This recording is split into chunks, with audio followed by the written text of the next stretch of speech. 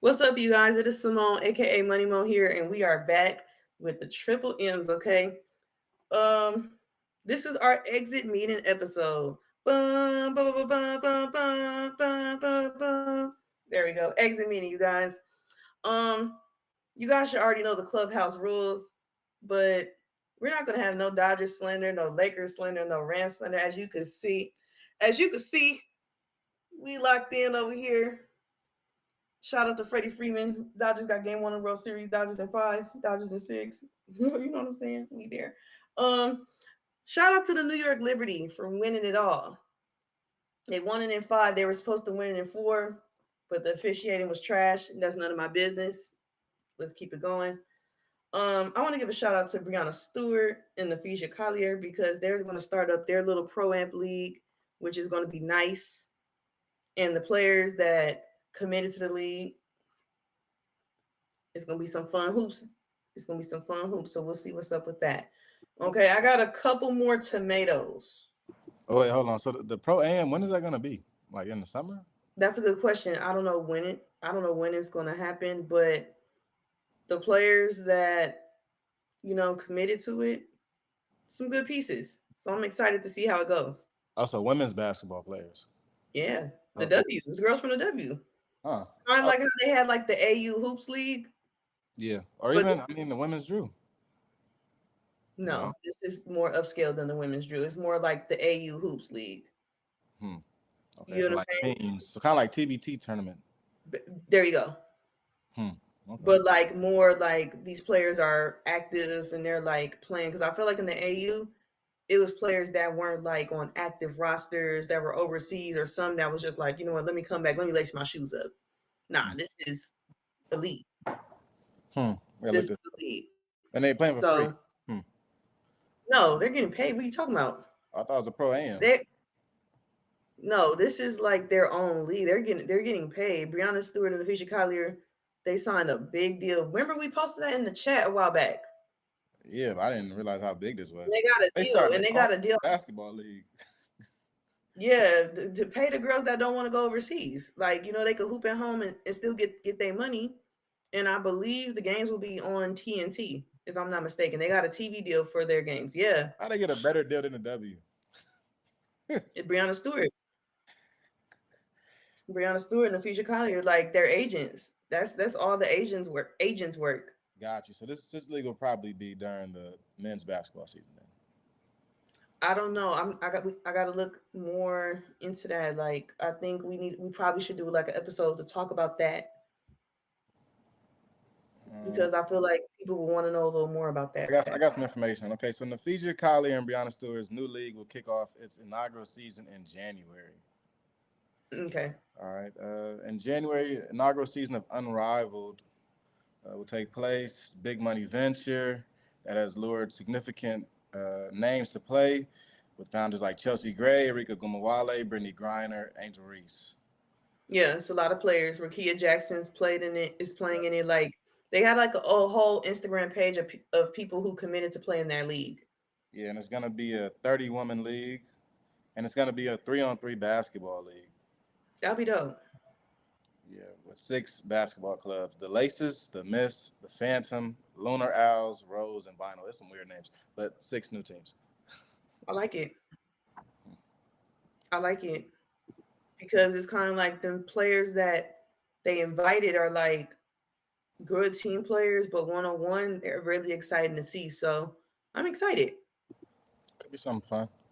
for sure. I agree, something really fun. But you guys, I'm still not over it. Like I got tomatoes still. I got tomatoes for the Dallas Wings front office, the Washington Mystics, and who else? Oh yeah, Chicago Sky will forever get tomatoes for me until they get like a new ownership in there. I mean, what are the odds that Angel Reese is there the remainder of the year next year? He signed the contract. Not that's not up for debate. But it's just kind of like it's kind of similar to the men when they have their draft and they get the coaches and the organizations interview them. It's like they're gonna go to an organization because of this coach or just how they handle business, right? Like Teaspoon is a player's coach. I just hate when they let go of players coaches. Like honestly, in my opinion, the Chicago Sky has not been right ever since they won that chip. That season after they won that chip, it just spiraled for me. How you go from winning the chip to signing Candace Parker through free agency? You done had Kalia Copper, who was the Finals MVP that year. Like I don't know. I don't know what went wrong there. That ain't my cup of tea. That ain't my forte. So I'm gonna just let it be. I'm gonna just let it be because it makes no sense. But I want to get into the exit meeting. So for a lot of you guys that don't know what an exit meeting is, this is something that athletes usually have with like their coaches. And it's kind of like a meeting where they break down the good, the bad, and they talk about things for the future. So for us, we got three sections for our exit meeting. We got the pros, we got the cons, and we got the future. Okay. So Flix, I'm about to start off with the pros, right? And when we do this exit meeting, we're talking about the pros and the cons and the future regards of the 2024 WNBA season, right? So let's start off with the most simple pro of all. The views were at an all-time high across multiple teams. It wasn't just Indiana Fever, it wasn't just the Sky. It was a lot of these organizations that already have a decent fan base. For example, like Las Vegas Aces, um, the New York Liberty, the Minnesota Lynx. Like those were three teams outside of the two that had these, that got these superstar draft picks. You know what I'm saying? Views are at an all-time high. Um, they're finally getting the recognition they deserve as athletes. Finally getting the recognition. In my opinion, do I like how they were getting the recognition? In some cases, I didn't like it. But I'm glad that they're finally getting the recognition that they deserve. That's just me, my opinion. And also, on top of the fact that they're being treated like athletes, charter flights. I feel like your whole stress level is different when you're on a charter flight. Because I feel like athletes, when athletes prep for games, especially away games, everything is important from the pregame meals, the dinner, like everything, even the travel. So the fact that they're able to get charter flights and being treated like athletes, that's always a pro for me. But the one thing that will always be a pro for me from here on out was the Commissioner's Cup. I love the Commissioner Cup games. Like that's probably the 2 weeks that like I'm glued to the TV. Like everything is centered around the Commissioner's Cup weeks because of the competition of the games and these organizations that these teams play for and just the competition. And then this year, how the basketball looked, the basketball was dope. How it was like black, white, and pink. That was so dope. But the fact that they play for these organizations and like unlike the NBA, because the NBA keeps the money and split it amongst the players, they donate the money to like the organization of their choice. Because I feel like the W has always been trendsetters in the sense of like standing up for people, and they stand up for women's rights. They stand up for these different communities that for a lot of other organizations, it may be uncomfortable for them to step into that field, right? So the WNBA has always been a trailblazer for that, and they've always pushed for inclusion, and I will always love the W for that. All right. All right, Flix, we're getting into the cons. I'm about to start off the first point. You ready? You see, I got to look down and look at my notes for this. Let's do it. Okay. Lack of representation from the commissioner. Basically, she's not on top of her job. And if we're looking at the definition of the commissioner, by definition, you are appointed to regulate this organization. You're not doing your job regulating the W. You're not doing your job.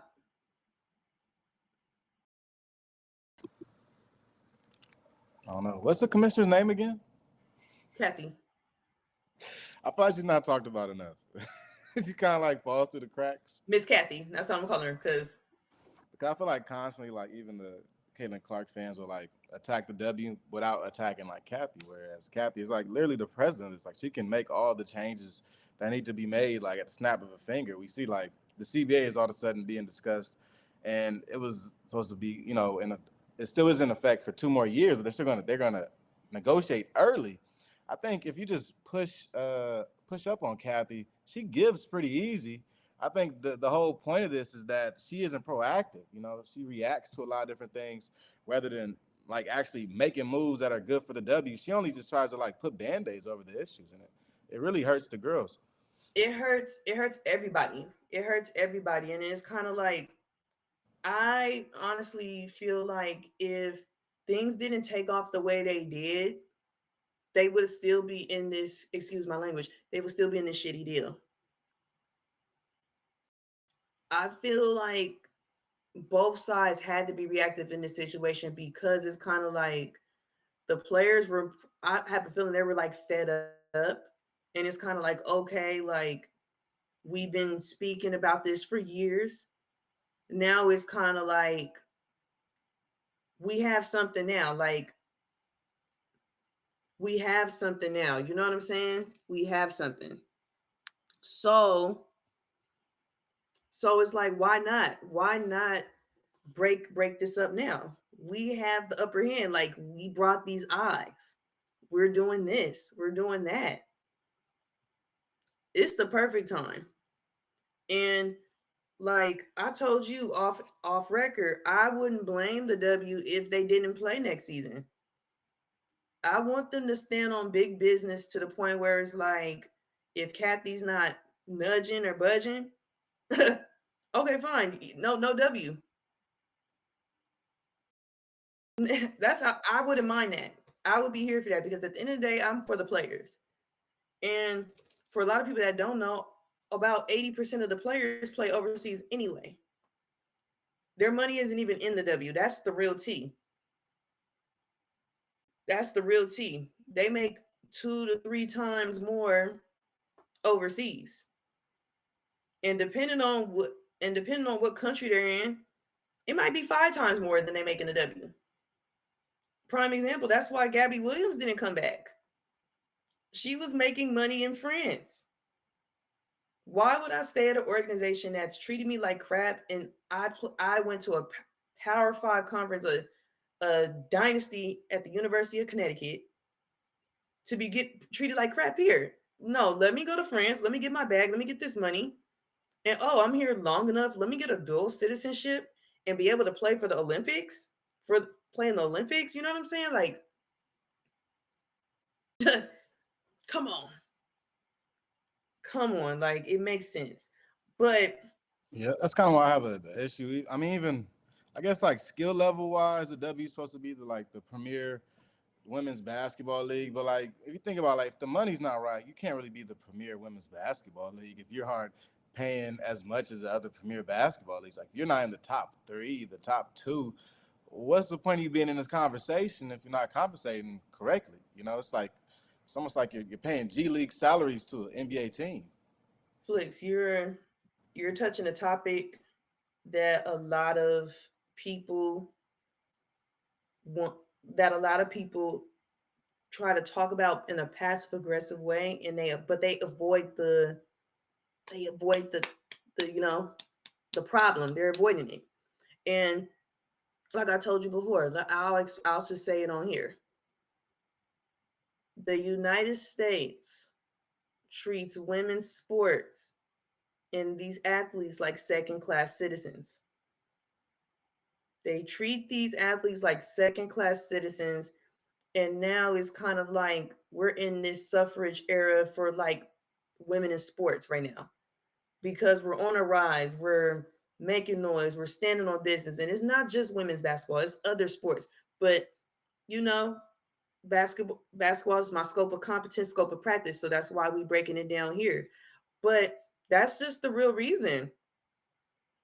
A lot of people don't want to face that conversation head on. People want to go around it and be like, "Oh, but you guys can't have this like them this." No, that's the problem. That's why a lot of this stuff was sliding because ain't no way. Even if we look back, can we look back? Let's look back at, like, for example, the Minnesota Lynx, right? Ain't no way the Minnesota Lynx is one of the winningest franchises in the state of Minnesota. In the state of Minnesota. And these other teams and these other organizations, they're getting more money than them. It just doesn't make sense. And I'm not saying they should be getting paid like NBA players. No, they shouldn't be getting paid NBA numbers, but they should be getting paid like NBA players. Meaning, here's what I mean: they need to have a better share of this pie that the CBA and the players are negotiating with, right? So I want everyone to think of it like this. I want everyone to think of a pizza, okay? These players are getting half of a regular slice of pizza, and the rest of the pizza is going to the owners. They got these TV deals. Who else would the rest of the pie be going to? You know where it's going. It's Come going to on now. Kathy. It's Come going to on Kathy now. and her homies down there running the teams. Come on now. So they're just asking for a better share of the pie, and then it's like I was having a discussion with somebody about this. They were saying, like, of course the owners are going to get paid more. Okay, but I feel like it's not a big deal if these women were seeing money from jersey sales, which they don't. Kelsey Plum said it in a on a pod a couple years ago. They sell her jersey in the Mandalay Bay. She does not see a dime. Imagine that you going to Minnesota and you're buying a Nafija Collier jersey. They're not seeing a dime. Y'all, I love how y'all supporting Angel Reese and Caitlin Clark and y'all buying their jerseys there. Those girls are not seeing a dime. Diana Taurasi is not seeing a dime. But you know who is seeing a dime though? Nike. Who else is seeing that? Everybody's making money off. This is kind of like how the NC. This is kind of like pre-NIL era, but times 1,000 because these women are professionals. That's what I want you guys to understand. So when you guys think about this, don't be like, oh, they should be grateful. No, no, no, no, no, no. These are professional athletes. We're past that. We should be grateful. No, it's going up. Okay, if everything else is going up, our demand's got to go up too. It makes sense. It's like inflation. Everything goes up. You either get with it or get lost. Well, even this case, I don't even feel like it's everything else going up, so it has to go up. It's almost like the WNBA product has improved in quality. You want to talk about the depth of the league past couple of years. Even since Asia Wilson has joined the league, you see the quality of the depth has definitely improved. And then this year, with such a stellar rookie class, you got to see a lot of things change really fast for some teams like the Indiana Fever. So, even just looking at the league in of itself, you got to think, okay, this league this year has made the WNBA way more valuable than it was in, say, 2020 or 2019, right? And for that reason, everybody needs to be paid accordingly, right? Yeah. Maybe the product wasn't, valued as much in 2019 as it is now. But the fact that it is valued more now, something has to change. It almost seems as though they're making the same payroll as they were in 2019, 5 years later. Well, that's the whole thing. That's all they're saying. Like, hey, they probably went into these meetings before talking about we deserve this, and they probably came to them and said, hey, talk to me when the numbers go up. The numbers went up. Let's talk. Let's talk. And then I don't want you guys to think of it as everything is about money, because it's mainly money. But at the same time, if you're working a job, you want benefits. You want to make sure you're good. You want to make sure your family's good. You want to make sure if something happens, you're still going to get a check, because at the end of the day, you're going to have to return to this job, right? So I want to look up one thing. I want to bring up one thing. I'm sorry, about what they were negotiating when they were in the bubble, right? So like some of the topics was like salary retention, family planning benefits, right? Because these are still women at the end of the day, like they're mothers, they have families. Something shouldn't have to happen to where like, oh, they're pregnant, they got to, and they're out for the season. Like they shouldn't have to be like, oh, like, am I going to get paid because I'm pregnant? Like, it shouldn't. No woman should ever have to go through that. So like, it's bigger. It's bigger than just money, and like them having childcare while on the road, because there's a lot of moms in the WNBA. Imagine you having to travel. This was before charter flights. You on a regular flight, depending on your co-parenting situation, or if you have a nanny or a babysitter, your child is with you. Your child is with you. And I feel like that was kind of brought into the light a little more like during the bubble, when you seen Dearica Hamby's daughter around and she was present, even though her mom was with her. But at the end of the day, like, it's just things that they shouldn't have to be asking for. In my opinion, they shouldn't be having to ask for that. Like they should get family care, they should get family planning, daycare, all that, because they're moms. Like how are these other leagues, organizations are having maternity leave, and they not even carrying no baby or pushing no baby? They just have to be present with their wives, right? So come on, let's make it make sense. Let's make it make sense. I want you guys to think of it like that, because if you're working a job, you should have some type of benefits. I don't care. I don't care how big or how small the job is. You should have the basic benefits, and that's basic benefits. Come on now, that's basic. And then that leads to another thing: the pay. The pay. That's it. The pay. It has to be better. It has to be better. Like these women shouldn't just be dependent on their endorsements. The endorsement should just be a plus, especially if this is the 1%, the cream of the crop, the 1% in the world. The WNBA is the 1% of the world's best women's basketball players. The pay should match it.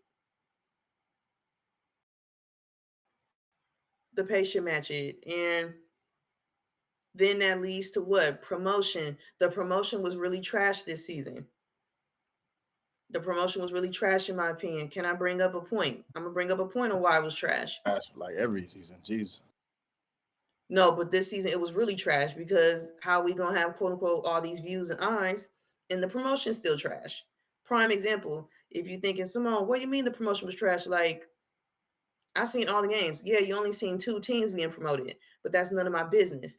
But why is it that when the Connecticut Sun played at the Garden, where the Boston Celtics play, right? They sold that arena out.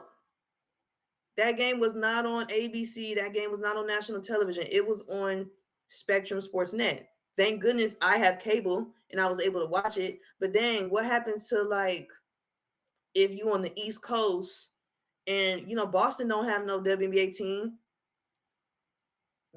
The people that don't have cable weren't able to look at the game. That's so trash. That's trash promotion.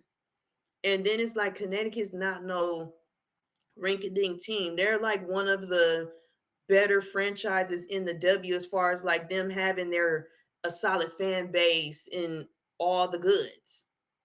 Because in Connecticut, what is it? It's UConn women's basketball and the Connecticut Sun. That's it.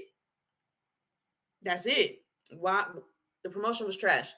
That was super trash. And there was a couple games too where like they weren't aired, but they chose to air like certain games because of certain players, right? That's a little trash. Like we got to be able to mix it. Like I feel like as a commissioner, you got to be inclusive. You got to be You got to be for everybody, like no matter what it is. No matter what it is, like we just can't be picking and choosing when we want to represent the league or represent certain people. That's so trash. And what's another trash move that she did that pissed me off? Oh, I remember. Remember what game was that? When the Connecticut Sun played the Fever. And it was all them comments. Alyssa Thomas don't really speak out about a lot. There's no way, shape, and form that the players and the organization speaked out and the commissioner writes a letter the next day. As the commissioner, you gotta clock it, you gotta be on it. You have to be on it. And I feel like certain things that has happened throughout the season where like she kind of picks and choose whether she's going to speak up on it first or she just waits for everybody to say their piece and then she comes up with a written statement. Like you were appointed to regulate the W. Like I feel like the lack of representation is is subjective. Like you picking and choosing. And then like for example, earlier in the season when it was the Chicago Sky, like the fact Kennedy Carter, Angel Reese, and all them like were getting harassed. Like you weren't gonna make a statement then. So trash. Like I hate that we pick and choose, and then it's like just looking at the situations, just because you weren't on top of your job, you're leaving the floor for these narratives to be out. And I don't even want to say the narratives because I have a feeling I might be right. Because if you really want to look at it in the situations that I named, it's kind of like you don't defend your African American players. You don't defend your players that are a part of the community. I don't want to say the letters because I don't want to get it wrong, but you know what I'm talking about. Like the way them actions was looking, I could say that because that's what I'm seeing. That's what I'm seeing. Like you gotta. I don't know. I don't like that flicks. I'm not rolling. Man, that's your partner, Kathy. No, that's not. That's your partner. No, that's Yeah. not because Even moving forward with the W, it's going to be kind of hard for W to really make these strides forward with Kathy at the helm. You want to think about all the different trailblazing talent they have. You want to think of Caitlin Clark as a trailblazer for this era or this generation. Well, you need a good commissioner to go with it, along with a good coach that's going to keep you out there on the floor. It kind of it's kind of like if Kobe never gets Phil Jackson. You know what I mean? Like certain things have to align in order to create these dynasties, create these strong franchises, and really create teams that fans know to love. And with a weaker commissioner like Kathy, where she's just more reacting to things, you got to wonder whether either the players begin to direct things straight at her, or if we start to see the players start to move in other directions with other leagues where you can make more money, or you just use a 3-on-3 league to do the American stuff and then go overseas afterwards and really make it work for them, because something's got to change for the W, and it's not going to change with Kathy at the helm. Well, they're already doing that. They're already doing it. I feel like the league of Breanna Stewart and Napheesa Collier, they're going to really see more money because those are two big name players that can say, hey, let's do this. Let's put some money up for this. They could do that. Those are two players that don't need to go overseas. You know what I'm saying? Those are two players that don't need the overseas money. They got families. They're good. They got endorsement deals. They're good. They have goods. They're good. They're part of really good sports agencies. Like they're good. So I just think that as a commissioner, you have to be delusional in some shape or form. You have to. You have to be delusional in the sense to where like you gotta be progressive. You gotta look forward. You gotta look for the future. You have to plan for the future instead of being so reactive. Like, it's okay to be proactive and then make adjustments along the way, but don't just sit there and be like, oh shit, people are watching. Like, people are watching. Let's do this. Let's add another team. Let's do this. Let's do that. Let's do that. Because now, this for this 2025 season, you're going to have 13 teams and you can't even pay the 12. How are we going to add another 12 players and you're not paying the 144 that we have? That means the slice is getting split up. It's looking real small now. They're getting breadcrumbs. Unless they sit down and they reach an agreement, right? If they don't sit down and reach an agreement, I want them to not play the 2025 season because we have to stand on big business.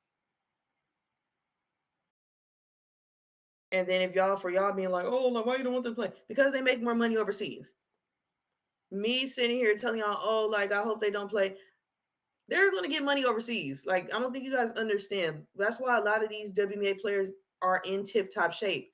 They go overseas for about 5 to 6 months, come back, play in the W for about 4.5 months. Because, like, shoot, after season, probably like 2, like if they didn't make the postseason, 2 to 3 weeks after their last game, they're already flying out to their countries to play. So it's not like the money trains is stopping with them. They would just like to play in their country. Like, who wouldn't want to stay and play in their country in front of their family, in front of their friends? Okay. You know what? I'm gonna let y'all have it. I'm done cooking her right now. We're gonna look into the future because I see some good things in the future that Kathy did a little bit. Okay. We're gonna go real quick. So Flicks, she added 4 more games to the season. So 2025, if there's a season, there's going to be 13 teams and 44 games. A 44 game season. And I think that's going to be huge because, that's going to determine, some postseason stuff. I feel like 4 games is going to make a difference. So that's a plus. That's for the future, you guys. And then there's going to be a new playoff format. It's going to be pretty similar to like the NBA, where like it's a 1-1-1 for the first round, meaning the top seed team will host game 1 and game 3, and the bottom team would just host the second game. And then for the finals, Flicks, they heard you. Instead of going best of 5, they're going to go best of 7, and that's Kathy. You know what? I might have gave you a couple switches, but you get a gold star for that one. That was the best move you did. That was the best move you did. That was a great one. That was the best move you did. And then I felt like they did good. The social media teams from all the organizations did really good advertising these star-studded athletes being at games, because I feel like it's a younger crowd, and it's more male audience there. And I feel like, believe it or not, the men be more tapped into social media than the women do. That's what they are. So like, to be like, oh, this person's at the game to see their favorite NBA player, or they just something they like to see there. It worked. But here's some things I would like to see in the future for the W. They need an ambassador in the office. They need for the international players, because this season Nika Mule had to miss the first game or 2, I believe, because of her visa. And then it's like, if a lot of these players play overseas, you need to have an office there. So like, to make sure everything is a-okay. For example, if we know a player in the W, right, and they're playing in Prague or whatever, and they're going to the postseason, but they're needed at the W, it needs to be some type of agreement to where it's like, okay, like, they work something out instead of just suspending them or blackballing them. Like, it has to be some type of middle ground, because you're not paying them. If you would be paying these ladies, they wouldn't be having to go overseas. So y'all need to figure that out. And then let's end on this note. Because I know in their CBA they're talking about like having retirement plans. I don't know if you guys know that the girls don't have retirement plans, but the NFL do, the NBA, all them. Okay, we know that.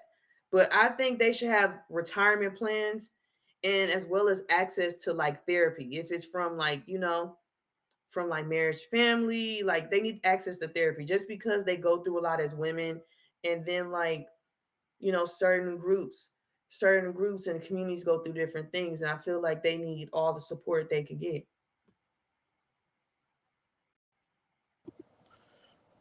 It's positive changes, incremental change. It's kind of funny that like this stuff I feel like only happened because W was a little more popular this year and more people said these things too. But it's like this stuff probably should have happened like years ago. Right, but kind of like what we talked about off record, it's a different generation, it's a different group of athletes. A lot of the athletes before, they were really low key, they weren't really posting life and stuff on social media. Now you got like these younger TikTok athletes, or like this, I call them I generation, like the people born after 96.